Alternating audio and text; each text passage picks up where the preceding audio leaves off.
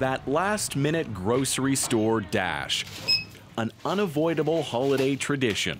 Prices go up every year, sure, but this time, British shoppers can't help but notice an especially big spike. Things that have risen in price have tended to be basic goods, vegetables. Steadily, I've noticed it going up, but more so, I suppose, this year. I don't know if it's got something to do with Brexit. On UK shelves, about half of the food is imported, even simple stuff like bread and butter. Now, everything imported is costing more, driving inflation here to a 6-year high. And what's a British Christmas without tea and biscuits? Both have risen sharply this year, with tea up 8.5%, and some brands of biscuits up by as much as 25%. And Brexit is partly to blame, lowering the value of the British pound, costing households here the equivalent of $700 a year, says this researcher. There is a rising inflation right after the referendum, which is mainly due to the fact that you have a sharp depreciation of the pound. For now, I think everything is more expensive. It's no coincidence food banks like this one are seeing their busiest period ever. One day this week, they served almost twice as many clients as usual. The holidays always mean budgets are squeezed, but this year those handouts are in particularly high demand.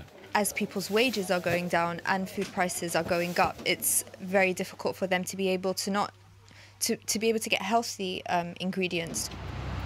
Across town at the grocery store, the owner, Mukesh Majithya, is seeing smaller profits and plans to raise his prices in the new year. He, too, blames the Brexit vote. People were so drummed up that they all wanted to come out without knowing the real facts. The effect is already a pinch on the pocketbook, and there's still another holiday season to go before Brexit. Thomas Dagler, CBC News, London. There were some wild claims in the lead-up to the UK's referendum on leaving the European Union. The Remain camp forecast a recession if the vote went Brexit. The Leave camp touted vast economic benefits. Brexiters drove that point home on their bus, claiming Britain sent £350 million a week to the EU, money it could save. Analysts called that number misleading. The Remain camp's prophecy of recession didn't materialize either. Indeed, Brexit could someday be an economic boon for the UK. But according to an analysis by the Financial Times, so far, it's just a bust.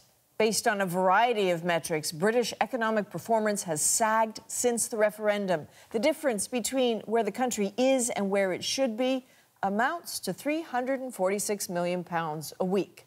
That's right, if you believe those numbers, what's on that bus is actually pretty close to Brexit's weekly bill.